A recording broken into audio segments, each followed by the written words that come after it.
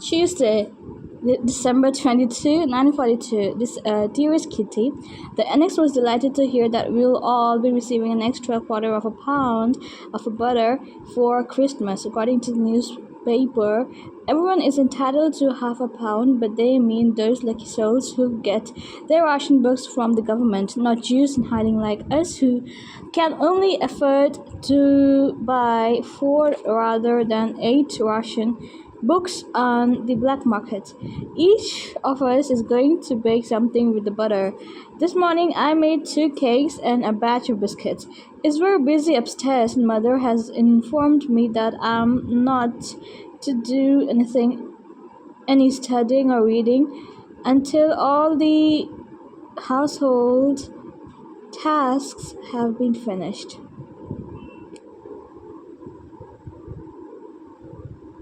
Mrs. Van Daan is lying in the bed nursing her bruised rib. She complains all day long, constantly demands that the bandages be changed, and is generally dissatisfied with everything. I'll be glad when she gets back on her feet and can clean up for herself, because I must admit she's extraordinarily hardworking and neat, and as long as she's in good physical and mental conditions, she is quite cheerful. As if I don't hear shh enough during the day because I'm always making too much noise.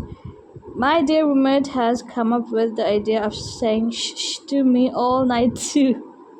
According to him, I shouldn't even turn over. I refuse to take any notice of him, and the next time he shushes me, I'm going to shush him right back. He gets more exasperating and egotistical as the days go by. Except for the first week, I haven't seen even one of the biscuits he so generously promised me. He's particularly infuriating on Sundays when he switches on the light at the crack of dawn to exercise for 10 minutes. To me, the torment seems to last for hours, since the chairs I use to make my bed longer are constantly being jiggled under my sleepy head. Since the chairs I use to make my bed longer are constantly being jiggled under my sleepy head. After rounding off his limbering up exercises with a few vigorous arm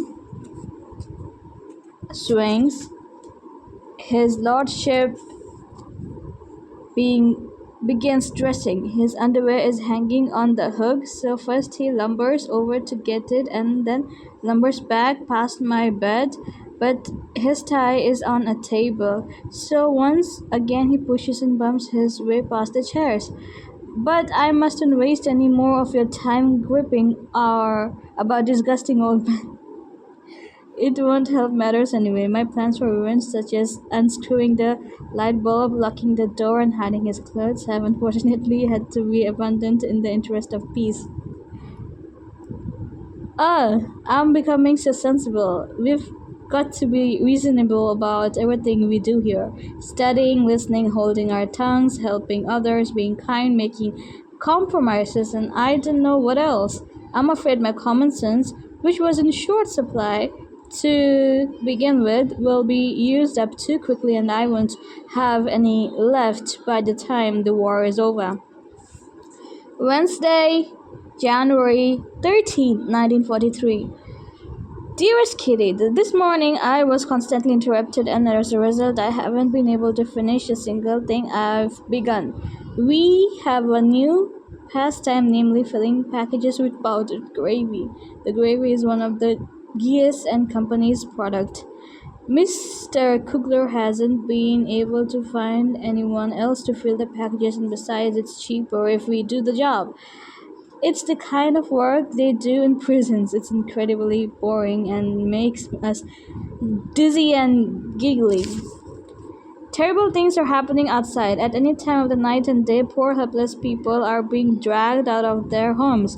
They're allowed to take only a rucksack and a little cash with them, and even then they're robbed of their compositions On the way, families are torn apart. Men, women, and children are separated. Children come home from school to find that their parents have disappeared. Women return from shopping to find their houses sealed, their families gone.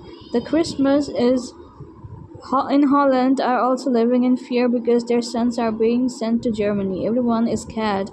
Every night, hundreds of planes pass over Holland on their way to German cities. No, so there to sow their bombs on German soil. Every hour, hundreds or maybe even thousands of people are being killed in Russia and Africa. No one can keep out of the conflict. The entire world is at war, and even though the Allies are doing better, the end is nowhere in sight. As for us, we're quite fortunate. Luckier than millions of people. It's quiet and safe here, and we're using our money to buy food. We're so selfish that we talk about after the war and look forward to new clothes and shoes, when actually we should be saving our every penny to help others when the war is over, to salvage whatever we can. The children in this neighborhood run around in thin shirts and wooden shoes. They have no coats, no caps, no stockings, and no one to help them. Gnawing on a carrot to still their hunger pangs, they walk from their cold houses through cold streets to an even colder classroom. Things have gotten so bad in Holland that hordes of children stop passers-by in the street to beg for a piece of bread. Things have gotten so bad in Holland that hordes of children stop passers-by in the street to beg for a piece of bread. I could spend hours telling you about the suffering the war has brought, but I'd only make myself more miserable. All we can do is wait, as calm as possible, for it to end. Jews and Christians alike are waiting. The whole world is waiting, and many of us are waiting for that. Saturday, January 13, 1943. Dearest Kitty, I'm seething with rage, yet I can show it. I'd like to scream, stamp my foot, give mother a good shaking, cry, and I don't know what else, because of the nasty words, mocking looks, and accusations that she hurls at me day after day, piercing me like arrow from a tightly strung bow, which are nearly impossible to pull up from my body. I'd like to scream at Margaret, mother, the Van Dans' desolate father, too. Leave me alone. Let me live at least one night when I don't cry myself to sleep with my eyes burning and my head pounding. Let me get away from everything, away from this world. But I can't do that. I can't let them see my doubts, or the wounds they've inflicted on me. I couldn't bear their sympathy or their good humor derision. It would only make me want to scream even more. Everyone thinks I'm showing off when I talk, ridiculous when I'm silent, insolent when I answer, cunning when I have a good idea, lazy when I'm tired, selfish when I eat one bite more than I should, stupid, cowardly, calculating, etc., etc.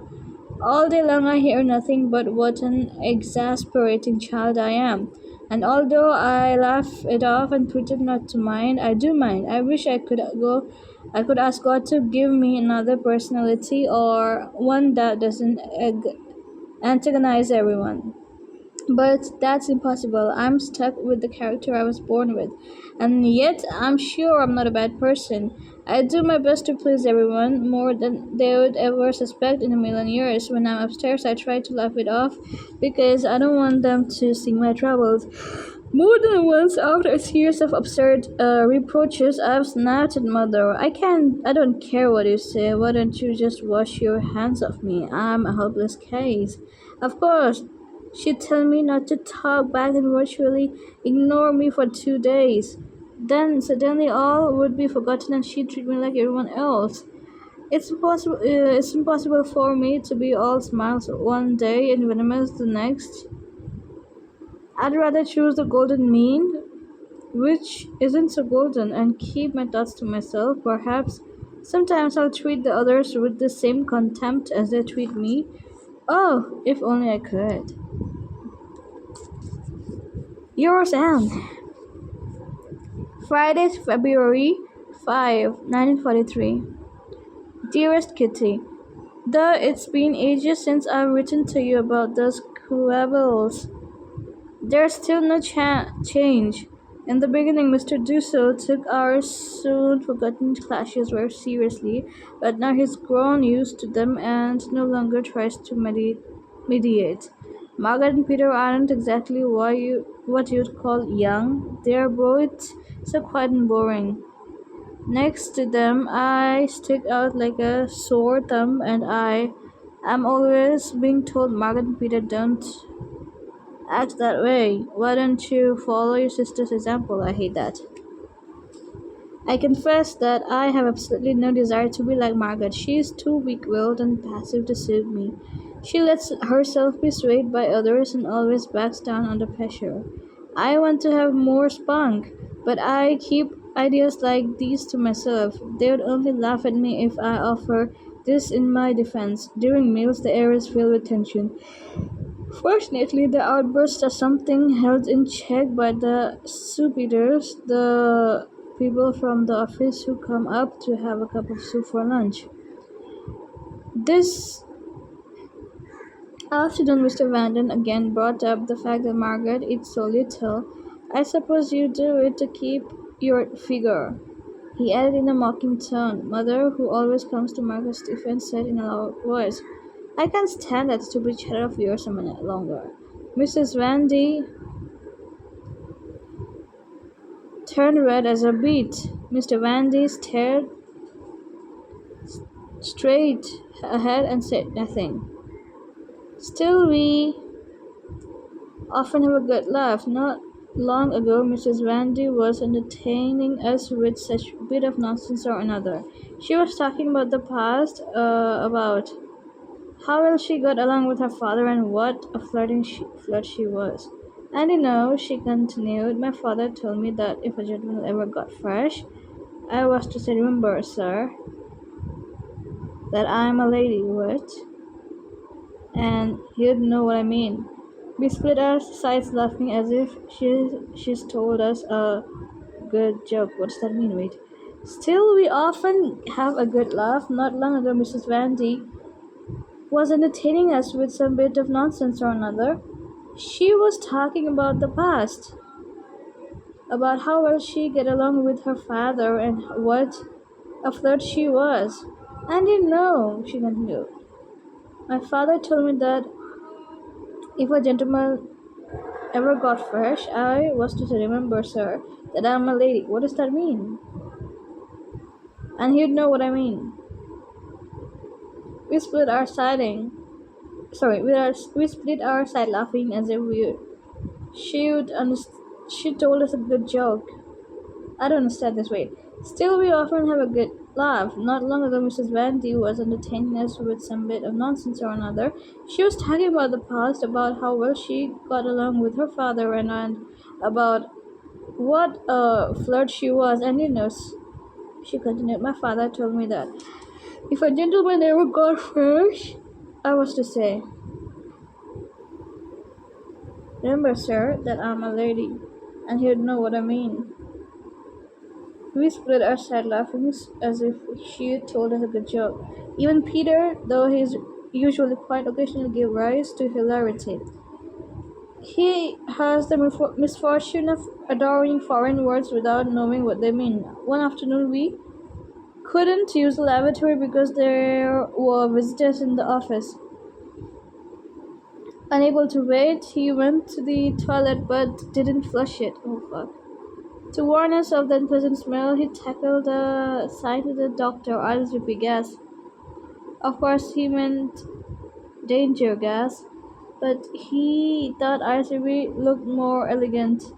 He didn't have the faintest idea that it meant please reply. What the huh?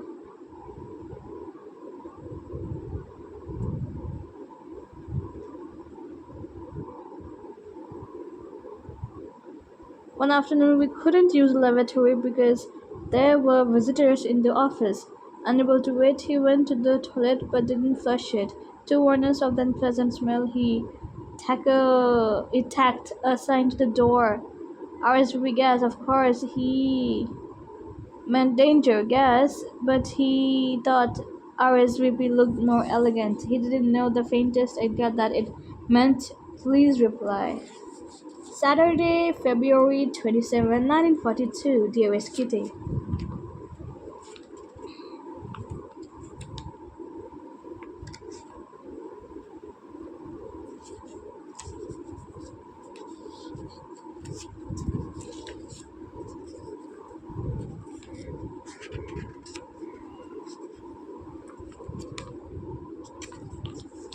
Saturday, February 27, 1943,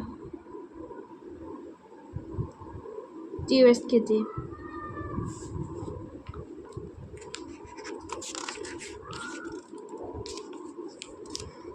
Pym is expecting the invasion any day by now. Churchill has had pneumonia but is gradually getting better.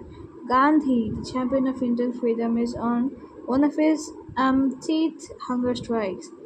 Mrs. Van D claims she's fatalistic, but who's the most afraid when the guns go off? None of other than Petronella Van Den.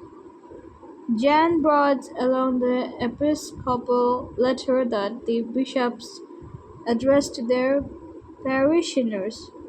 It was beautiful and inspiring. People of the Netherlands, stand up and take action. Each of us must choose our own weapon to fight for the freedom of the country, our people, and our religion. Give your help and support. Act now. This is what they're preaching from the from the pulpit. Will it do any good? It's definitely too late to help our fellow Jews. Guess what's happening to us now? The owner of the building sold it without informing Mr. Kugler and Mr. Kleiman. One morning, the new landlord arrived with an architect to look the place over. Thank goodness Mr. Kleiman was in the office. He showed the gentleman all there was to see. With the exception of the secret annex, he claimed he'd left the key at home and the new owner asked no further questions. If only he doesn't come back demanding to see the annex. In that case, we'll be in big trouble. Father emptied a card file for Margaret and me and filled it with index cards that are blank on one side. This is to become our reading file in which Margaret and I are supposed to note down the book we have read, the author and the date. I've learned two new words, brothel and coquette. I've bought a separate notebook for new words. There's new division of butter and margarine. Each person is to get their portion on their own plate. The distribution is very unfair. The Ventans, who always make breakfast for everyone, give themselves 1.5 times more than they do us. My parents are much too afraid of an argument to say anything, which is a shame because I think people like that should always be given a taste of their own medicine. Yours, Anne. Thursday, March 4, 1943. Dearest Kitty, Mrs. Van D has a new nickname. We've started calling her Mrs. Beaverbrook. Of course, that doesn't mean anything to you, so let me explain. I said that Mr. Beaverbrook often talks on the English radio about what he considers to be the far too lenient bombardment of Germany. Mrs. Vanda, who always contradicts everyone, including Churchill and the new reports, is in complete agreement with Mr. Beaverbrook. So we thought it would be a good idea for her to be married to him. And since she was flattered by the notion, we decided to call her Mrs. Beaverbrook from now on. We're getting a new warehouse employee since the old one is being sent to Germany. That's bad for him but good for us because the new one won't be familiar with the building. We're still afraid of the man who works in the warehouse. Gandhi is eating again.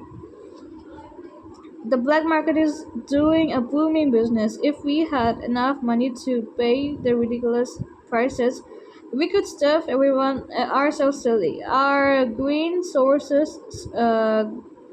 grocer buys potato from the Wehrmacht and brings them in sacks to the private office.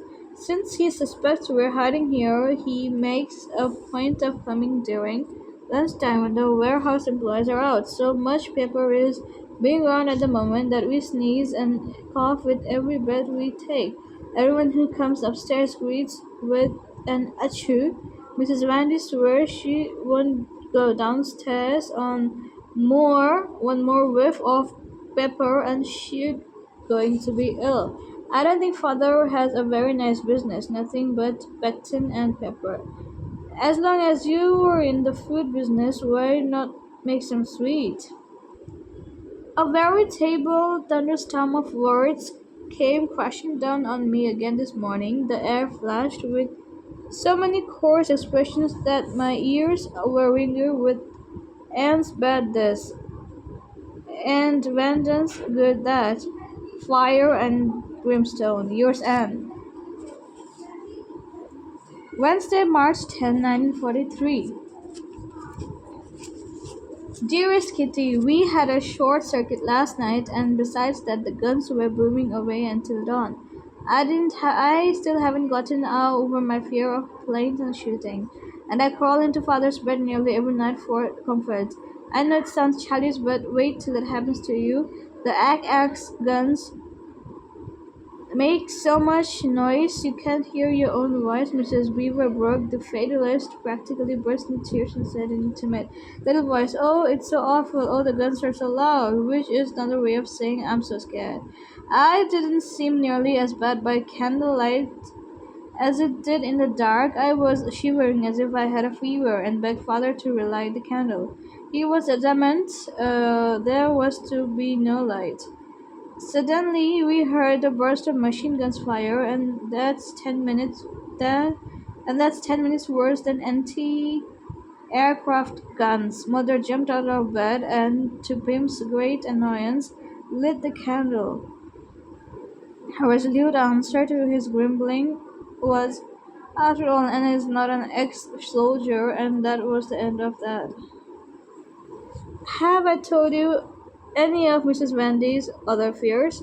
I don't think so. To keep you up to date on the latest adventures in the secret annex, I should tell you this as well. One night, Mrs. Vandy thought she heard loud footsteps in the attic, and she was so afraid of burglars she woke her husband. At the same moment, the thieves disappeared, and the only sound Mr. Vandy could hear was the frightening pounding of his fatalistic wife's heart. "Oh, Putty!" she cried. Putty is Mrs. Vandy's pet name for her husband. They they must have taken all our sausages and dried beans. And what about Peter?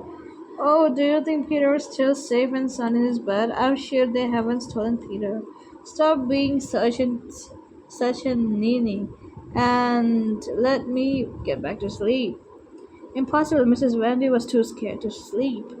A few nights later, the entire Vandy family was awakened by the ghostly noises. Peter went to attic with a torch and scurry. What do you think he saw running away? A swarm of enormous rats. Once we know who the thieves were, we let Mushy sleep in the attic and never saw our uninvited guests again. At least, not at night. A few evenings ago, it was 7:30 and still light. Peter went up to the loft to get some old newspaper. He had to hold on tightly to the trap door to climb down the ladder. He put down his hand without looking and nearly fell off the ladder from shock and pain. Without realizing it, he'd put his hand on a large rat, which had bitten him in the arm. By the time he reached us, white as a sheet, and with his knees knocking, the blood had soaked through his pajamas. No wonder he was so shaken. Stroking a rat isn't much fun. especially when it takes a chunk especially when it takes a chunk out of your arm. Yours Anne. Friday, March 12, 1942. Dearest Kitty, may I introduce Mama Frank, the children's advocate, extra butter for the youngsters, the problem facing today's youth, you name it, and mother defend the younger generation. After a skirmish or two, she always gets her way. One of the jars of pickled tongue has gone off. A feast for Mushi and Boshe. You haven't met Boshe yet, despite the fact that she was here before we went into hiding. She's the warehouse and the office cat who keeps the rats at bay in the storeroom.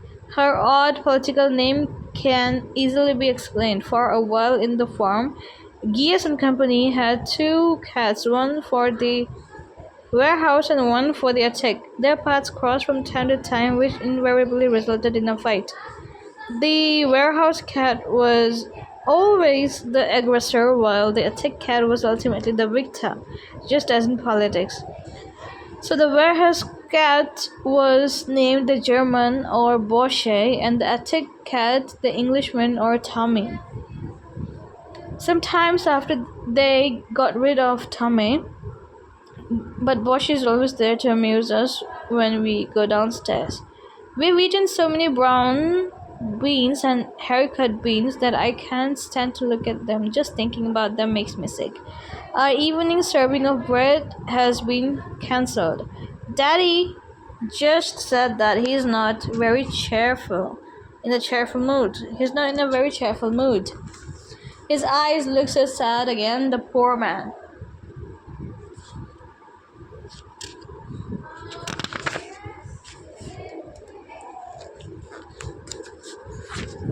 I can't hear myself away from the book. A knock at the door by Ina Becker Baudier. This family saga is extremely well written, but the parts dealing with war, writers, and the emancipation of women aren't very good. To be honest, these subjects don't interest me much. Terrible bombing raids on Germany. Mr. Van Damme is grouchy. The reason the cigarette shortage. The debate about whether or not to start eating the tinned food ended in a favor. I can't wear any of my shoes except of my ski boots, which are not very practical around the house. A pair of straw thongs that were purchased for 6.5 guilders were worn down to the soles within a week. Maybe Mia will be able to scrounge up something on the black market. It's time to cut father's hair. Pim swears that I do such a good job he'll never go to another barber after the war. If only I didn't nick his ear so often. Yours Anne. Thursday, March 1843. My dearest Kitty, Turkeys entered the war. Great excitement, anxiously waiting, radio reports. Friday, March 1943.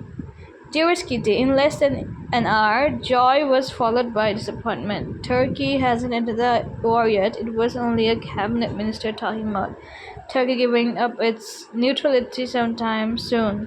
The newspaper seller in Dam Squad was shooting Turkey on England's side, and the papers were being snatched out of his hands. This was how we'd heard the encouraging rumor. Thousands guilders notes are being declared invalid.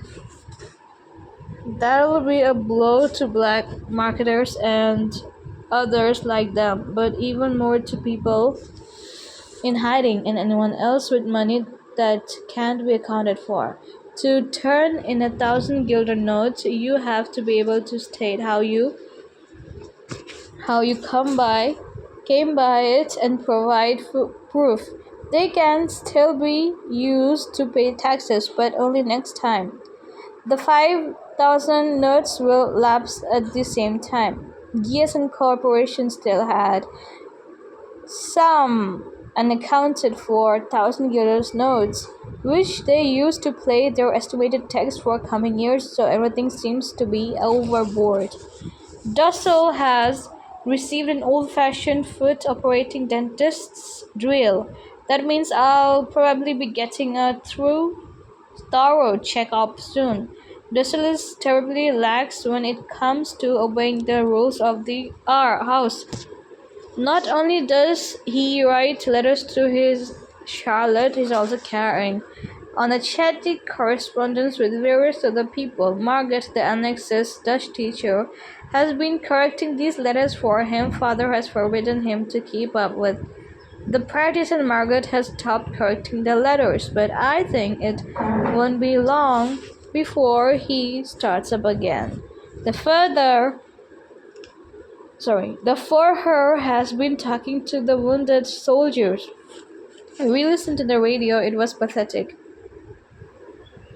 We listened on the radio, it was pathetic.